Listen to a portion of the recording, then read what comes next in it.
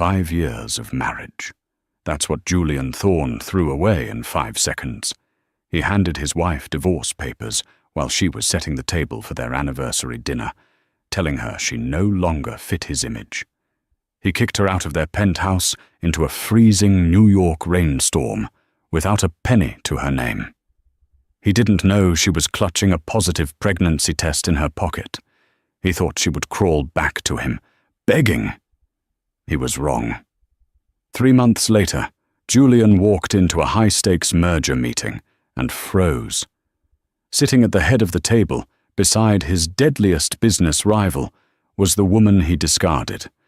And when she stood up, everyone saw the baby bump, the sound of the diamond-encrusted pen hitting the marble countertop, echoed like a gunshot in the silent penthouse. "Sign it, Ilara. Stop making this difficult." Ilara Vance looked down at the documents spread out before her. The words, "Dissolution of marriage," swam before her tear-filled eyes. She gripped the edge of the kitchen island, her knuckles turning white. Outside the floor-to-ceiling windows, the New York City skyline glittered, cold and indifferent. "Julian," she whispered, her voice trembling. "It's our 5th anniversary. The dinner is in the oven. I made your favorite." Julian Thorne, the CEO of Thorne Enterprises and the man featured on the cover of Forbes 3 months in a row, didn't even look up from his phone. He was texting someone.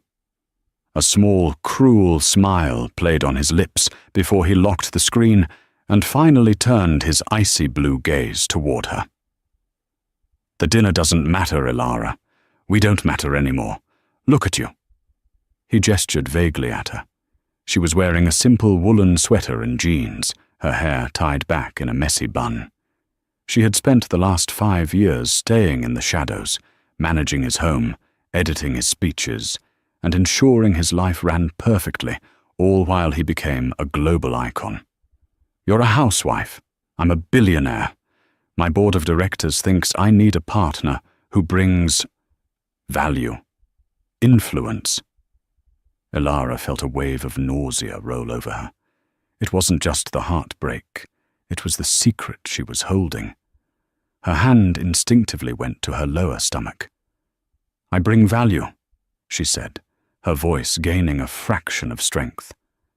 "I helped you navigate the merger with the Asian markets. I rewrote the contracts for the Dubai deal when your legal team missed the loophole. I've been your partner in everything but name." Julian laughed. It was a harsh, barking sound. "You fixed a few typos, Ilara. Don't give yourself too much credit. Listen, I've met someone who matches my status. Clara Dubois." The name hit Ilara like a physical blow.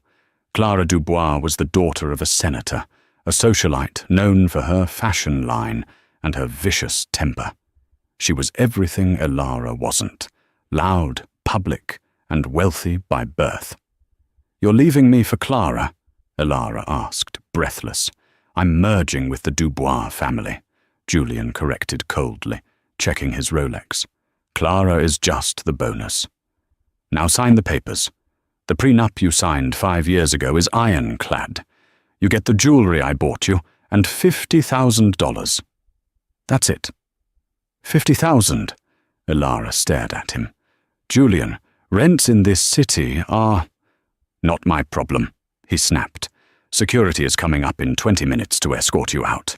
I want you gone before Clara arrives. She wants to redecorate." Ilara closed her eyes. The cruelty was breathtaking. She thought of the tiny life growing inside her. 7 weeks. She had just found out this morning. She had planned to tell him over dinner, to show him the little onesie she had bought. She thought a baby might soften him, might bring back the man she fell in love with in college. But that man was dead. She picked up the pen. She didn't fight. She didn't scream. She realized in that moment that telling him about the baby would be a mistake. He would either force her to get rid of it, to protect his image, or he would take the child away from her once it was born, using his billions to paint her as an unfit mother. She signed her name, Ilara Vance. Good. Julian snatched the papers away. Pack your things. Only what you came with. 20 minutes later, Ilara stood on the sidewalk of Fifth Avenue. The doorman, a man she had brought coffee to every morning for 5 years, looked at her with pity but didn't say a word. It was pouring rain. She had one suitcase. Her savings account had been drained by Julian for investments months ago. She had $50,000 promised to her, but the check wouldn't clear for days. She was alone. She was pregnant, and the man she loved had just thrown her away like garbage. As she stood there, shivering, a sleek black Bugatti pulled up to the curb. The window rolled down, revealing Julian's face. For a second, Ilara hoped he had changed his mind. "Oh, one last thing," Julian said, not even looking at her, his eyes on the road ahead. "Don't use the name Thorne anymore. It's a brand, and you can't afford it." The car sped off, splashing dirty puddle water over her jeans. Ilara placed a hand on her stomach. "I will never let him hurt you," she whispered to the rain. "I promise." 3 months had passed. The glamour of the Upper East Side felt like a different planet to Ilara now. She was living in a cramped, drafty studio apartment in Queens that smelled of mildew and old cooking oil. The $50,000 had largely gone to medical bills. Her pregnancy was high risk due to stress, and securing the apartment, which required 6 months of rent upfront because she had no current employment history. She had applied for jobs, hundreds of them. But Julian Thorne was a petty man. Every time she got an interview at a marketing firm or a consultancy agency, it would go well. Then, a day later, she would get a call saying the position had been closed. She suspected Julian had blacklisted her. He had likely told headhunters that his unstable ex-wife was not to be hired. So, Ilara Vance, the woman who had silently architected the business strategies of a billionaire, was now working the night shift at a 24-hour diner near the docks. It was 2 a.m. on a Tuesday. The diner was mostly empty, save for a few truckers and a man in the back corner booth who had been sitting there for 2 hours, typing furiously on a laptop. Ilara adjusted her apron. Her bump was just starting to show, a small curve hidden beneath the oversized uniform. Her back ached, and her ankles were swollen. "Refill on the coffee, honey," one of the truckers yelled. "Coming," Ilara said, her voice tired. She walked past the man in the corner booth. He looked exhausted. He was wearing a suit that cost more than the entire diner, custom Italian wool, charcoal grey. His tie was loosened, and his dark hair was disheveled, as if he had been running his fingers through it in frustration. Ilara recognized him immediately. Silas Sterling, the CIO of Sterling Global. He was Julian's only real competition. Where Julian was flashy, media-hungry, and loud, Silas was a predator in the shadows. He was known as the Wolf of Wall Street, ruthless, private, and terrifyingly intelligent. He was staring at a spreadsheet on his screen, muttering curses under his breath. Ilara poured coffee into his mug. "Rough night?"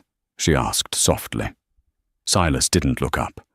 "If I can't find the error in this logistics algorithm by morning, I lose a $4 billion contract to an idiot." Ilara knew exactly who that idiot was. Julian. She glanced at the screen. It was a complex supply chain matrix. Silas was trying to optimize shipping routes for a global fleet, but the code was returning a recurring 404 error on the Asian distribution nodes. Ilara shouldn't look. She should just walk away. But she remembered this specific code structure. She had studied it years ago, when she was helping Julian trying to undercut Sterling Global. "Line 452, she said quietly. Silas froze. His fingers stopped hovering over the keyboard. He slowly turned his head to look at the waitress. He saw a woman with tired eyes, no makeup, and a stained apron. "Excuse me," Silas asked, his voice deep and gravelly. "The error," Ilara said, clutching the coffee pot. "It's in line 452 of your code. You're routing the cargo through the Suez Canal parameters, but you didn't account for the new tariff variables implemented last month. It's creating a logic loop." Silas stared at her. He looked back at the screen. He scrolled down to line 452. He typed in a quick correction, adjusting the tariff variable. The screen flashed green. Optimization. Complete. Efficiency increased by 12%. Silas slammed the laptop shut and looked at Ilara with wide eyes. "Who are you?" "Just a waitress," Ilara said, turning to leave. "Enjoy the coffee." "Wait." Silas stood up. He was tall, towering over her. He blocked her path, but not aggressively. He looked at her as if he were seeing a ghost. "You're Ilara Thorne, Julian's wife." "Ilara Vance," she corrected him sharply, her eyes flashing with sudden fire. "I'm not his wife anymore." Silas's eyes narrowed, scanning her appearance. He took in the cheap shoes, the exhaustion, the way she subconsciously guarded her stomach. He was a man who made his fortune reading details. He saw the story instantly. Julian had discarded her, and he had left her with nothing. "Sit down," Silas commanded. It wasn't a request. "I'm working," Ilara said. "I'll buy the diner for the hour if I have to. Sit down." Ilara hesitated, then sat on the edge of the vinyl booth. "You fixed a coding error that 3 of my top analysts couldn't find in a week," Silas said, leaning forward. "Why is the ex-wife of Julian Thorne pouring coffee in a dump like this at 2 a.m.? "Because Julian blacklisted me," Ilara admitted, looking down at her hands. "And I have expenses coming up." Silas's gaze dropped to her stomach, then back to her eyes. A flicker of unreadable emotion crossed his face. Rage? Pity? No, it was calculation. "He doesn't know, does he?" Silas asked softly. "About the baby?" "No," Ilara whispered. "And he never will. He'd take it." Silas sat back, a slow, dangerous smile spreading across his face. It wasn't a nice smile. It was the smile of a wolf seeing a wounded deer and deciding to kill the hunter instead. "Ilara," Silas said, "how would you like to get revenge?" "I don't want revenge," she lied. "I just want to survive." "Bullshit," Silas said. "You want him to hurt like you hurt. I need a chief strategy officer. My current one is incompetent. You clearly know Julian's playbook better than anyone because you probably wrote it." "I can't work for you," Ilara shook her head. "If Julian finds out." "If you work for me," Silas interrupted, "you live in my protection. My penthouse has a guest wing. It has private security. No one touches you. No one serves you papers. And you get a salary that will ensure your child goes to the best schools in the world." Ilara stared at him. It was a deal with the devil. Silas Sterling was dangerous, but being poor and vulnerable was more dangerous. "Why?" she asked. "Why help me?" "Because," Silas stood up, buttoning his jacket. "Julian Thorne took something from me years ago. I've been waiting for the right weapon to destroy him, and I think I just found her." He reached into his pocket and pulled out a black card. "Be at Sterling Tower at 9 a.m. Bring your things. All of them." The next morning, Ilara didn't just walk into Sterling Tower. She was ushered in through the private underground entrance. Silas wasn't joking about the guest wing. The wing was larger than the entire penthouse she had shared with Julian. It was filled with sunlight, soft velvet furniture, and fresh flowers. "Your room," Silas said, standing in the doorway. He had changed into a fresh navy suit, looking every inch the titan of industry. "I've already had a prenatal specialist vetted. She comes to you. No hospital visits where paparazzi can spot you." Ilara set down her battered suitcase. "You've thought of everything," I always do. That's why I win. Over the next month, the dynamic shifted. Ilara expected Silas to be cold and demanding. Instead, he was intensely curious. They spent late nights in his library, not sleeping together but working. Ilara dismantled Julian's business strategies one by one. He over-leverages in Q3, Ilara explained one night, pointing at a projection. He relies on the Asian tech manufacturing deal.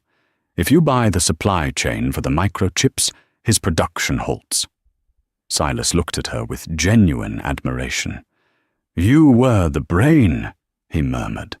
He was just the face. He's a fool for letting you go.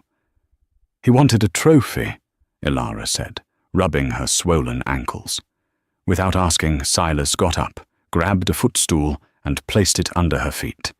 The intimacy of the gesture made Ilara's breath hitch. Julian had never done that. You are not a trophy, Ilara, Silas said, his voice low. You're the kingmaker. The turning point came 2 weeks later. Ilara was in the kitchen of the penthouse, trying to reach a high shelf to get a glass. Suddenly, a wave of dizziness hit her. She swayed, dropping the glass. It shattered. She felt herself falling, but she never hit the floor. Strong arms caught her. Silas. He scooped her up effortlessly, holding her against his chest. I've got you, he said, his voice laced with panic she had never heard before. I've got you. He carried her to the sofa and called for the doctor immediately. He didn't leave her side for hours, holding a cold compress to her forehead. When she woke up, he was sitting on the floor beside the couch, holding her hand. The doctor said you're overworking, Silas said sternly. From now on, you work from bed, or not at all. I have to earn my keep, Ilara whispered. You've earned it 10 times over. Silas squeezed her hand. He looked at her stomach, where the baby kicked. Silas's eyes widened. Did it just move? Ilara smiled weakly. It's a boy. He kicked. Tentatively, Silas reached out his hand. May I? Ilara nodded. Silas Sterling, the cold-blooded billionaire, placed his large, warm hand on her stomach. When the baby kicked again, a look of pure wonder broke across his face. It was a look of longing. I wanted a family once, Silas confessed, his voice rough. Before my wife died. We lost the baby. Then I lost her. Ilara's heart broke for him. She squeezed his hand. I'm so sorry, Silas. Don't be. He looked at her, his eyes burning with intensity. It taught me to protect what matters. And you matter, Ilara. You and this boy. He leaned in, brushing a stray hair from her forehead. The tension in the room shifted from professional to something electric. I'm not doing this just to hurt Julian anymore, Silas whispered. I know, Ilara breathed. Good. Because tomorrow is the Global Tech Gala. Silas stood up, his mask of control sliding back into place, though his eyes remained warm. Julian will be there with his new fiancée, and I think it's time we made our debut. I'm 6 months pregnant, Silas, Ilara said self-consciously. I look like a whale. You look beautiful, Silas corrected her. And we're going to make sure Julian Thorne chokes on his champagne. The grand ballroom of the Pierre Hotel was suffocatingly expensive. It was the night of the Global Tech Gala, an event where net worth was the only entry ticket that mattered. Julian Thorne stood near the ice sculpture, swirling his scotch. He looked impeccable in his tuxedo, but his eyes were bloodshot. Beside him, Clara Dubois was complaining about the lighting. It makes me look pale, Julian. Fix it. Talk to the organizers, she snapped, checking her reflection in her phone. It's fine, Clara, Julian muttered, checking his own phone. His stock had dropped 4% that morning. Sterling Global had just announced a breakthrough in logistics AI, a breakthrough that sounded suspiciously like the project Julian had been stuck on for months. Just smile. The photographers are watching, I'm bored, Clara whined. Let's leave. I want to go to the after party at the club. We can't leave. We have to show strength. Rumors are circulating that Thorn Enterprises is bleeding cash, Julian hissed. Suddenly the room went quiet. The low hum of chatter vanished, replaced by the frantic clicking of camera shutters near the entrance. A hush swept through the crowd like a wave. "Who is that?" someone whispered nearby. "Is that Silas Sterling? Who is the woman?" Julian turned toward the grand staircase. His glass slipped from his fingers and shattered on the floor, splashing scotch onto his polished shoes. He didn't notice. Descending the stairs was Silas Sterling, looking like a dark prince in a tuxedo that fit him like a second skin. But no one was looking at Silas. They were looking at the woman on his arm, Ilara. She was wearing a floor-length gown of deep emerald velvet that hugged every curve of her body. It was off the shoulder, showcasing her elegant neck and the diamond necklace that glittered under the chandeliers. But the dress was designed to highlight, not hide. It clung proudly to the 6-month swell of her pregnancy. She didn't look like the broken, weeping woman Julian had thrown out into the rain. She looked like a queen. Her skin glowed, her hair was styled in cascading waves, and her eyes scanned the room with a terrifying calmness. "Is that your ex-wife?" Clara asked, her voice shrill. "My God, she got fat." "She's pregnant," Julian whispered, the blood draining from his face. He did the math instantly. He had kicked her out 3 months ago. She looked 6 months along. It was his. A shockwave of possessiveness and panic hit him. That was his heir. That was his wife. And she was on the arm of his enemy. Silas guided Ilara through the crowd, his hand resting protectively on the small of her back. The crowd parted for them. People who had stopped returning Julian's calls were now rushing to shake Silas's hand and bow to Ilara. Julian couldn't stop himself. He shoved past a waiter and marched towards them. "Ilara!" The shout stopped the room. Silas stopped walking and turned slowly. His face was a mask of stone. Ilara turned too, her expression unreadable. "Hello, Julian," she said. Her voice was steady, cool water against his fire. "What is this?" Julian demanded, pointing at her stomach. Why didn't you tell me?" "Tell you?" Ilara raised an eyebrow. "You gave me 10 minutes to pack. You told me I didn't fit your image. Does this fit your image, Julian? A pregnant woman you threw into the street?" Whispers erupted around them. The board members of rival companies were leaning in, hungry for the gossip. "I didn't know," Julian stammered, realizing he was losing control of the narrative.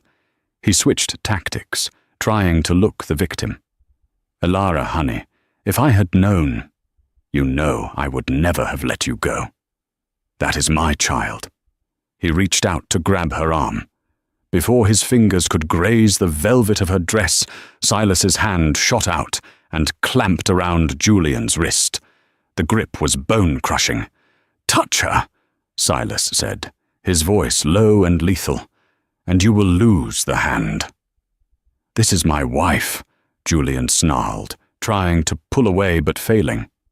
"Ex-wife," Silas corrected, "and she is under my protection. You threw her away, Thorn. You don't get to rummage through the trash for things you suddenly decided have value." "She's living with you?" Julian sneered, looking between them. "Sleeping your way to the top now, Ilara? That's how you survive?" Ilara stepped forward. She didn't hide behind Silas. She looked Julian dead in the eye. "I'm not sleeping my way to anything, Julian. I'm Sterling Global's new Chief Strategy Officer. And you know that slump your company has been in for the last quarter? The contracts you lost in Tokyo? The logistics failure in Hamburg? That was me." Julian stared at her, his mouth slightly open. The realization hit him like a truck. She wasn't just surviving. She was beating him. You stole my intellectual property, Julian accused, desperate. I wrote that property, Elara said coldly, and unlike you, Silas pays me what I'm worth. Come on, Silas. The air in here smells like desperation. Silas released Julian's wrist with a shove. Julian stumbled back, nearly colliding with a waiter. He watched them walk away, the power couple of the evening. Clara appeared at his elbow, scowling. Well, that was embarrassing, she said. Everyone is laughing at you, Julian. Julian turned on her, his eyes wild. Shut up, just shut up. He looked back at Elara's retreating figure. He didn't just want her back. He needed her back. His company was failing without her, and she was carrying the only thing money couldn't buy, his legacy. I'm going to destroy him, Julian muttered to himself, and I'm taking her back. 2 weeks after the gala, Thorn Enterprises was in freefall. Julian sat in his office, surrounded by empty takeout boxes and legal notices. The stock price had plummeted 18% after the gala. Investors didn't like a CEO who publicly humiliated his pregnant ex-wife while his competitor flourished. To make matters worse, the Dubois merger was dead. Clara had broken off the engagement publicly via a tweet, stating she could not be associated with a man of declining fortune and class. Julian was alone, and he was obsessing.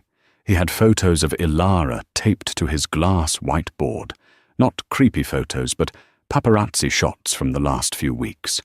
Elara and Silas getting coffee. Elara and Silas looking at baby clothes. Elara laughing, a genuine laugh he hadn't heard in years. She's mine, he whispered, slamming his fist on the desk. He picked up his phone and dialed his lawyer, a shady man named Marcus who specialized in fixing difficult problems. Marcus, initiate the lawsuit, Julian commanded. Which one, Mr. Thorne? Custody, Julian said, his eyes cold. I want full custody of the unborn child, alleging that the mother is mentally unstable and living in an unsafe environment, and file a suit against Sterling for corporate espionage, freeze their assets. Sir, Marcus hesitated, the espionage suit won't hold water, and the custody battle, she has Silas Sterling's legal team behind her. It will be a bloodbath. I don't care about winning the lawsuit, you idiot, Julian screamed. I just need to scare her. I need to drain their resources and force a settlement. I want her to come to me begging to stop. Offer her a deal. She drops the lawsuit, comes back to me, and I drop the case. If she refuses, I bury her in litigation until the kid is 18. Understood, Marcus said. Julian hung up. He walked to the window. He knew Elara. She was soft. She hated conflict. She would fold to protect the baby. Meanwhile, at Sterling Tower, Elara was sitting in the nursery. It was finished now, painted a soft sage green, with a crib that looked like a cloud. She was folding tiny onesies. Silas stood in the doorway, watching her. He had been doing that a lot lately, just watching her with a look of quiet reverence. You look sad, Silas said, walking in. I'm scared, Elara admitted, putting down a pair of socks. I know Julian. He's quiet right now. That means he's planning something. Silas sat on the rocking chair opposite her. Let him plan. We're ready. You don't understand, Elara sighed. He has no bottom. He will lie. He will cheat. He'll try to take the baby. Elara. Silas leaned forward, elbows on his knees. I need to ask you something, and I need you to answer honestly. What? If Julian came back today, if he apologized, begged, and offered you your old life back, would you go? Do you still love him? Elara looked at Silas. She saw the strength in his jaw, the kindness in his eyes, the way he had built a fortress around her when she was nothing but a ruin. I loved the man I thought he was, Elara said softly. But that man never existed. I don't love him, Silas. I hate him. not just for what he did to me, but for what he almost made me believe about myself, that I was worthless.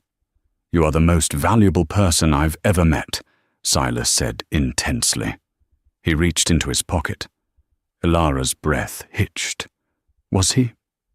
But instead of a ring, Silas pulled out a folded document. I didn't want to show you this until after the baby was born, but I think you need to see it now, to understand that Julian can't hurt you anymore. Ilara took the paper. It was a financial report, a purchase order. What is this? She asked, scanning the lines. Julian is leveraged, Silas explained. He borrowed heavily against his company shares to fund his lifestyle and the failed merger. When his stock dropped last week, the banks called in the loans. He couldn't pay. Ilara looked up, her eyes wide. So the debt was sold on the secondary market this morning. Silas smiled, a dark, predatory smile. I bought it, Ilara. I own his debt. I own his mortgage. I own the building his office is in. Ilara gasped. You own him? Technically, yes. I can foreclose on Thorn Enterprises tomorrow. I can take his penthouse, his car, and the shirt off his back. Silas stood up and walked over to her, kneeling beside her chair so he was eye level with her stomach. I wanted to give you a gift, Silas whispered. I'm going to give you the pleasure of firing him. The next morning, Julian stormed into the lobby of Sterling Tower. He ignored the receptionist and marched toward the elevators. 2 massive security guards stepped in his path. Get out of my way, Julian barked. I'm here to see my wife. She's not your wife, Mr. Thorn, a voice boomed from the mezzanine. Silas stood on the balcony, looking down like a king addressing a peasant. Ilara stood beside him. Silas! Julian shouted, his voice echoing in the marble lobby. You were served the papers this morning. I'm taking the kid, and I'm taking you down for theft. Come up to the conference room, Julian, Silas called down calmly. Let's chat. Julian smirked. He's scared, he thought. He wants to settle. Julian rode the elevator up, straightening his tie. He walked into the conference room with a swagger he didn't truly feel. Ilara was sitting at the head of the table. Silas stood behind her, his hand on her shoulder. Ready to surrender? Julian asked, tossing his briefcase onto the table. Here are my terms. Ilara comes home today. She issues a public apology clearing my name. And you, Silas, you transfer the Asian logistics contracts to me as damages. Ilara looked at Julian. For the first time in 5 years, she didn't feel small. She felt pity. Julian, she said, did you check your email this morning? I don't have time for emails, he scoffed. You should, Silas said, because at 8 a.m., the primary creditor for Thorn Enterprises initiated a foreclosure sequence due to default on payment. Julian froze. What? That's impossible. The bank gave me an extension. The bank sold the debt, Silas said smoothly, to a holding company called Phoenix LLC. Who is Phoenix LLC? Julian demanded, sweat breaking out on his forehead. Me, Ilara said. The silence in the room was absolute. Julian stared at her, his face turning a shade of purple. You, he whispered. Silas provided the capital, Ilara said, her voice strong. But the company is in my name. I own your debt, Julian. I own your company. You can't do this, Julian screamed, lunging forward. Silas stepped in front of Ilara instantly, his presence massive and threatening. Julian stopped, breathing heavily. It's over, Ilara said from behind Silas. I'm dissolving Thorn Enterprises. I'm selling off the assets. The proceeds will go to charity, specifically to shelters for single mothers. You're ruining me, Julian cried, tears of rage streaming down his face. I built that company. I am a billionaire. You were a billionaire, Silas corrected. "Now, you're just a man with a lot of debt and a bad reputation. The board voted you out an hour ago, Julian. Security is clearing out your office as we speak." Julian looked at Alara. He saw the resolve in her eyes. He realized, finally, that the quiet woman he had ignored for 5 years had been the only thing holding his life together. And he had severed the tie himself. "Alara," he whimpered, falling to his knees.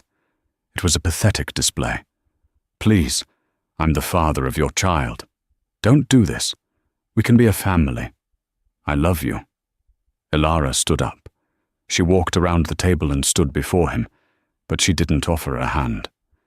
"You don't love me, Julian," she said sadly. "You love owning things, and you don't own me anymore.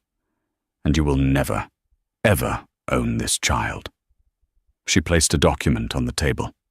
"Sign this," she said. "It's a voluntary relinquishment of parental rights. If you sign it, I will forgive your personal debt. You walk away with nothing, but you won't go to jail for the fraud we found in your accounting books." Julian looked up, shocked. "You found the—" "Line 452, Alara smiled faintly. "You always were sloppy with the details." With a shaking hand, Julian took the pen. He looked at the document. He looked at Alara. He looked at Silas, who was watching him with pure contempt. He signed. "Get out," Silas said. Julian Thorne stood up. He looked smaller, older. He turned and walked out of the room, out of the building, and into the oblivion of irrelevance. The final trimester of Alara's pregnancy was a period of quiet, golden peace that stood in stark contrast to the chaos of her marriage to Julian.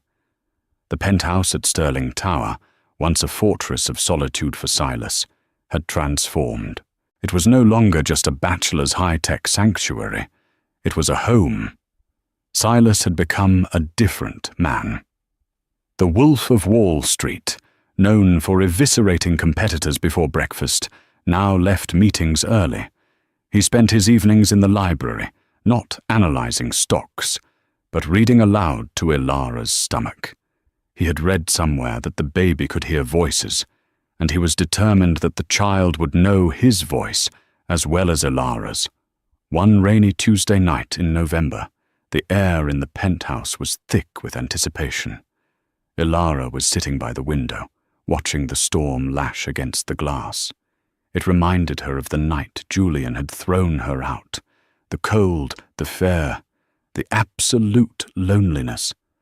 But then she felt a warm hand on her shoulder. "You're thinking about him," Silas said softly. It wasn't a question. He knew her too well now. Alara covered his hand with hers. "I'm thinking about how different the rain looks from inside a warm house," she whispered.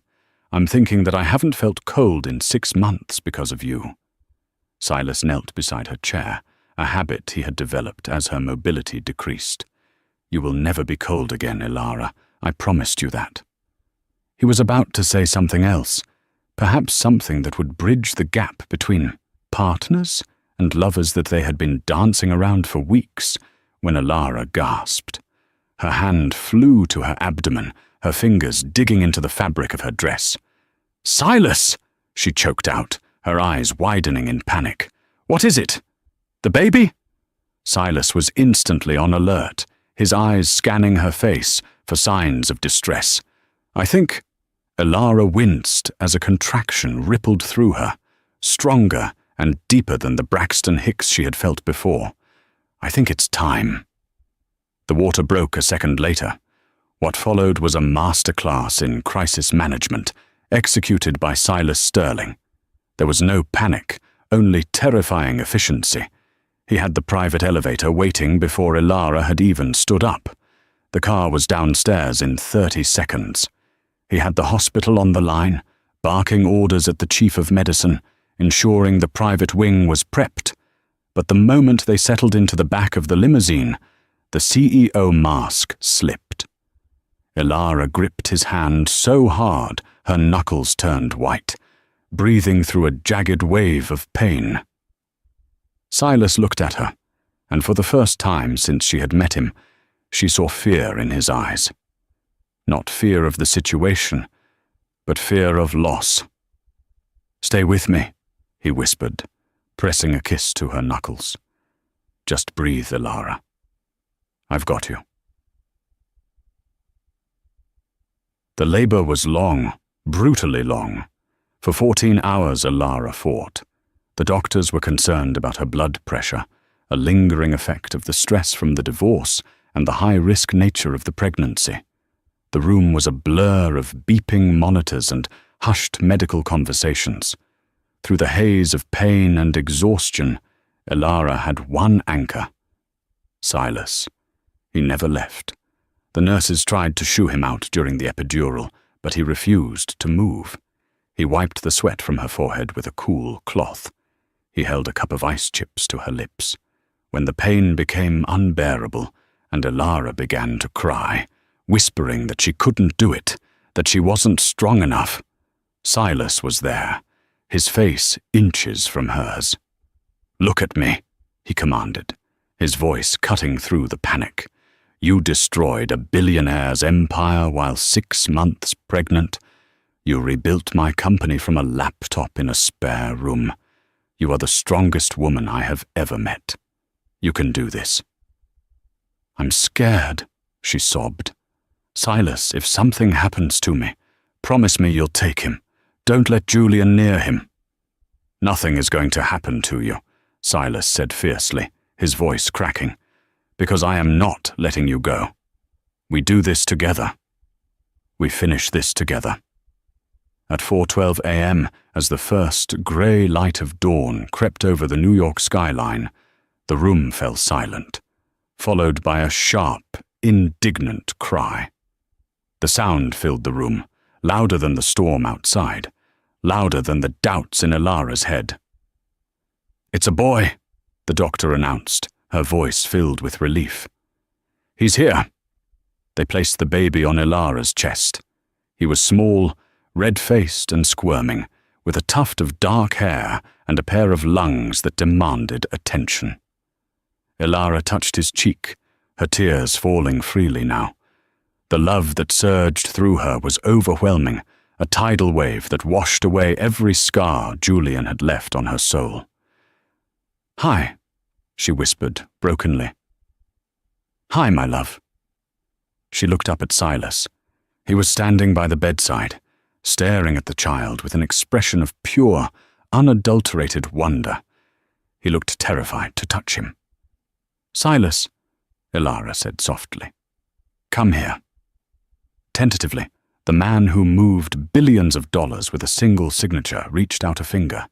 The baby's tiny hand, instinctively searching, clamped around Silas's index finger. Silas let out a breath that sounded like a sob. He collapsed into the chair beside the bed, his forehead resting against Elara's arm, his finger still held captive by the newborn. "He's perfect," Silas whispered, his voice thick with emotion. "He's absolutely perfect." "He needs a name," Elara said, stroking Silas's hair. Silas looked up, his eyes red-rimmed. "You said you liked Leo." "Leo," Elara nodded, looking down at her son. "Leo. It means a lion, because he's going to be brave." "Leo," Silas tested the name. "Leo Vance." Elara hesitated. She looked at the man who had saved her life, the man who had sat in this chair for 14 hours, the man who was currently being held hostage by a 5-minute-old infant. "Leo Sterling," she corrected him. Silas froze. He looked at her, searching her eyes for any sign of hesitation. "Elara, you don't have to. Names have power. That name carries a lot of weight." "I know." She smiled tiredly. "That's why I chose it. He deserves a father who knows what loyalty is. He deserves you." The transition from the hospital to the penthouse was seamless, yet everything felt different. The dynamic of the house had shifted. It was no longer a workspace. It was a sanctuary for a family. 2 weeks passed. Elara was recovering well, her strength returning day by day. Silas had taken paternity leave, something the board of directors found shocking, but none dared to question. One evening, Elara was in the nursery. She had just finally gotten Leo to sleep. The room was dimly lit by a moon-shaped lamp, casting a soft glow over the crib. She stood there for a long time, just watching the rhythmic rise and fall of his chest. "You stare at him like he's going to disappear." Silas's voice came from the doorway. Elara turned. Silas was leaning against the doorframe, holding 2 mugs of herbal tea. He walked in quietly, handing her one. "I spent so many months terrified that Julian would find a way to take him," Elara admitted, sipping the tea, "or that I wouldn't be enough, that a single mother couldn't raise a boy to be a good man." "He won't be raised by a single mother," Silas said quietly. He set his mug down on the changing table and walked over to her. The space between them, usually charged with unspoken professional respect, was now humming with something far more personal. "Elara," Silas began, his voice low, "we need to talk about the arrangement." Elara's heart dropped. The arrangement, the employment contract, the housing agreement. Was this it? Was he going to ask her to move out now that the baby was born? Now that the drama with Julian was over? "I understand," she said, trying to keep her voice steady, though her hands began to tremble. "I can start looking for a place next week. I have enough savings now, thanks to the bonus you gave me.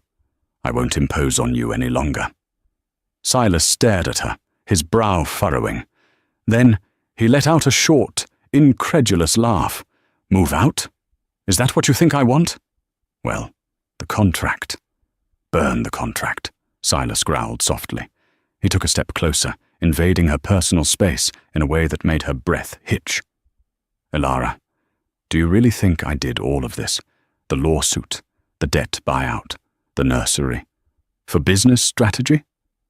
I don't know," she stammered. "I didn't do it for revenge against Julian," Silas confessed, his eyes locked onto hers. "I mean, destroying him was a nice bonus, but I did it because the moment I saw you in that diner, with coffee stains on your apron and fire in your eyes, I knew I was in trouble." He reached out and took her hands. His palms were warm and calloused. "I lost my heart years ago," Silas whispered. "I thought it was gone for good. I thought I was just a machine built to make money. And then you walked in. You and this little lion." He gestured to the crib. "You woke me up, Elara." He reached into his pocket. Elara's breath caught in her throat. Silas went down on one knee. The floorboards of the nursery creaked softly. He pulled out a small velvet box and opened it. Inside sat a ring that made the one Julian had given her look like a toy. It was a vintage sapphire, deep and blue like the ocean, surrounded by a halo of antique diamonds. It wasn't flashy. It was substantial. It was a ring meant to be worn by a matriarch, a partner, a queen. "This was my grandmother's," Silas said, looking up at her with a vulnerability that stripped him bare. "She told me never to give it to a woman unless I couldn't breathe without her. Elara, I can't breathe without you. I don't want to be your boss. I don't want to be your landlord. I want to be your husband. I want to be Leo's father. I want to come home to you every day for the rest of my life." Tears spilled over Elara's cheeks, hot and fast. "Silas, marry me," he pleaded softly. "Let me spend the rest of my life making sure you never feel unwanted again."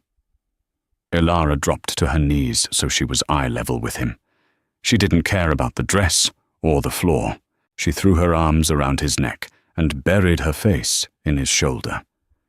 "Yes," she sobbed into his shirt. "Yes, Silas. 1,000 times yes." Silas let out a ragged breath of relief and pulled her tight against him, burying his face in her hair. He held her as if she were the only thing keeping him tethered to the earth. He slid the ring onto her finger. It fit perfectly. In the crib, Leo stirred, let out a small sigh, and went back to sleep, unaware that his mother had just secured their forever. Epilogue. 5 years later. The sun was setting over the Hamptons, painting the sky in streaks of violet and orange. The Stirling estate sat on a bluff overlooking the ocean, a sprawling masterpiece of architecture that was filled with light and noise.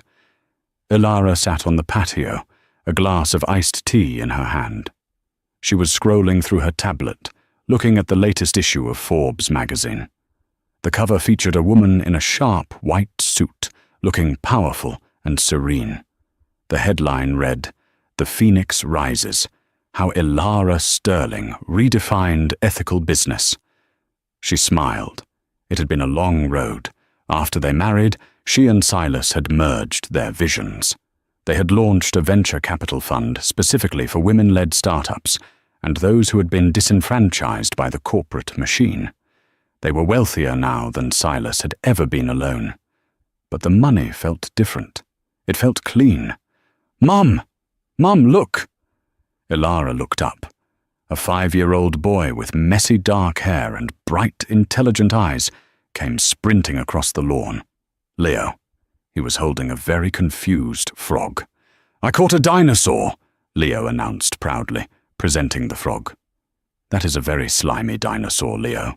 Ilara laughed, wiping a smudge of dirt from his cheek. Behind him, a man walked out of the garden. Silas Stirling looked different. The harsh lines around his mouth had softened. He was wearing a t-shirt and jeans, his feet bare in the grass. He looked younger, happier. "He gets the hunting skills from you," Silas teased, dropping a kiss on the top of Ilara's head. "And the stubbornness." "He gets the charm from you," Ilara countered, leaning back into his touch. Silas sat on the edge of her lounge chair. "I got a call today." "Oh?" "From a car rental agency in Ohio," Silas said, a smirk playing on his lips. "Apparently the branch manager was fired for trying to embezzle funds from the petty cash drawer. He's facing jail time." "Julian?" Ilara asked, the name feeling foreign on her tongue, like a word from a language she no longer spoke. "Julian," Silas confirmed. "He called asking for a character reference. He wanted me to call the DA for him." Ilara raised an eyebrow. "And what did you do?" "I told him I was busy playing dinosaurs with my son," Silas said, reaching out to tickle Leo, who shrieked with laughter. Ilara watched them play. The man who had saved her, and the son who had saved them both. She rested her hand on her stomach, where a familiar flutter had begun a few weeks ago. She hadn't told Silas yet. She was waiting for the perfect moment. Maybe dinner tonight. Another baby. Another chapter. She looked out at the ocean. The waves that had once seemed so terrifying during the storms were now just a rhythm, a song of consistency and strength. She had been abandoned. She had been broken. She had been left in the rain with nothing but a suitcase and a prayer. But she had kept walking. She had walked through the fire, and she had found the one thing money couldn't buy. She found home. "Silas," she called out. He looked up, his smile blinding. "Yeah? Come here." She patted the seat beside her. "I have a surprise for you." As he walked over, the sun dipped below the horizon, casting a golden halo around the family that love had built. And for Ilara Stirling, it was just the beginning. Ilara's story proves that sometimes your greatest loss is actually your greatest gain. Julian thought Ilara was worthless because she didn't fit his image, but he failed to realize that she was the architect of his success. In his arrogance, he threw away a diamond to chase a glittery stone, and by the time he realized his mistake, it was too late. Silas, on the other hand, recognized value when he saw it. He didn't just see a broken woman, he saw a partner, a queen, and a mother. If you enjoyed this story of revenge, redemption, and true love, please hit that like button. It really helps the channel grow. Don't forget to subscribe and turn on the notification bell so you never miss a story. What would you have done in Alara's shoes? Let me know in the comments below. Thanks for watching.